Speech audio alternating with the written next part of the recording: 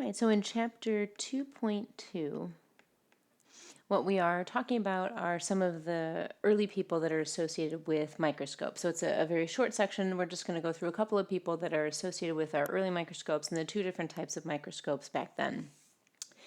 So the first person that we're going to talk about is Girolamo for Castoro.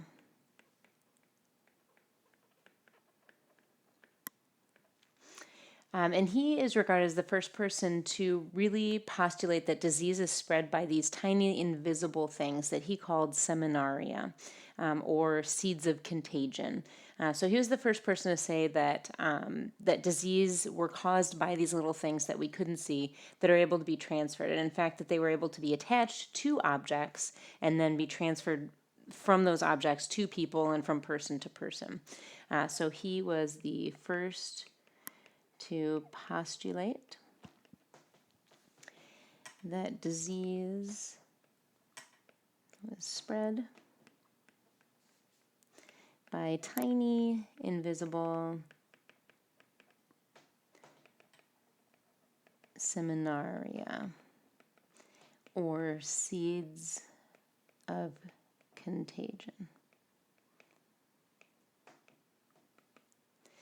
So again, he was the first one to kind of say that there are these invisible things. This had been spoken about previously because this was about 1546. So previous to this, we had discussed already that there was this idea, back from, Hippocrates and Thucydides and things like that, where they said, okay, there's this thing, people, environment is being transferred. And so that was already associated, but in this case, what this person is doing is connecting and postulating that it's spread by these tiny invisible things that hadn't been seen yet at this point. And then that these tiny invisible things can be attached to objects. So attached to objects and spread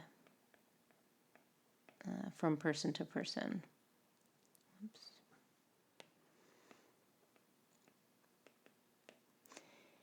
Now, if we recall from chapter 1, the first person that's kind of considered the father of microbiology, or the first person is loosely associated with the microscope. However, there were microscopes being used prior to this, is Antony van Leeuwenhoek. So we meet up with him again, Antony van Leeuwenhoek. Oops.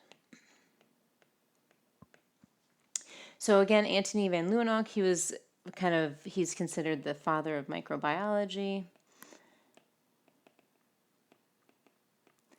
And recall from chapter 1 that he was the first one to really come up with a lens that was powerful enough to see microorganisms.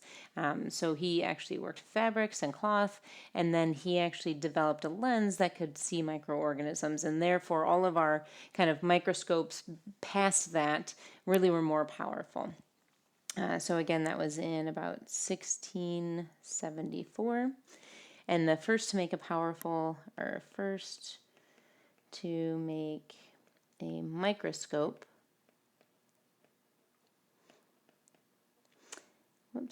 powerful enough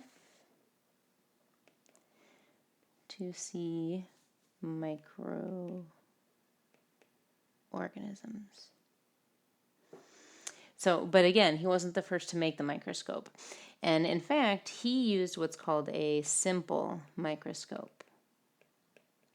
And a simple microscope is a microscope that contains one lens only. So he just used one lens that was a very powerful lens, or more powerful at that time, but it only uses one lens. Now that is compared to Galilei.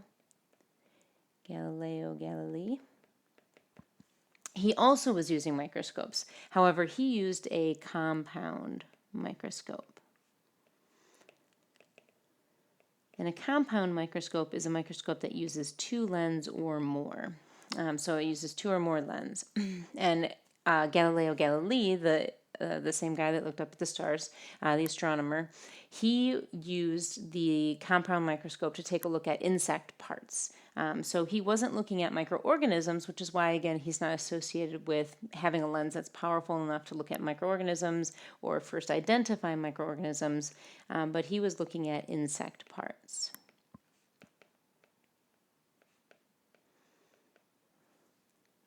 Now, also, so we had Antony van Leeuwenhoek, who was using a simple microscope, which is a microscope that has one lens but very powerful, and he was looking at microorganisms. Galileo Galilei was looking at insect parts using a compound microscope, and then we have Robert Hooke.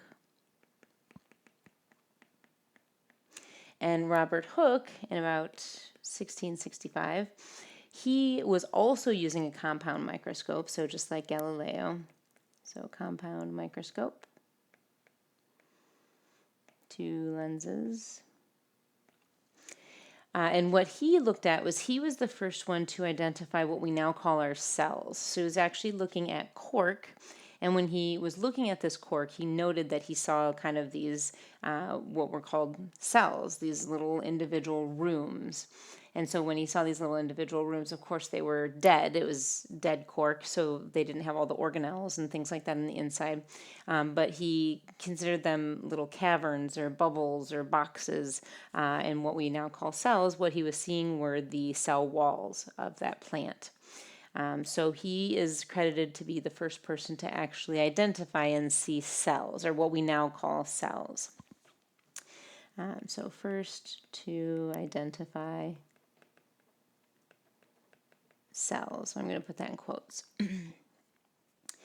Because he was looking at the cells of a cork. And of course it was dead, so he didn't see all the organelles and such, but he was the first one to kind of look at and identify cells. Separate from Antony van Leeuwenhoek, who looked at that pond water and was able to identify single-celled organisms, Robert Hooke was looking at the individual cells within a plant. So that kind of summarizes our chapter 2.2, just kind of taking a quick look at, again, those people that started off our microscope usage, making those powerful microscopes and what they were looking at, and the first ones to identify things.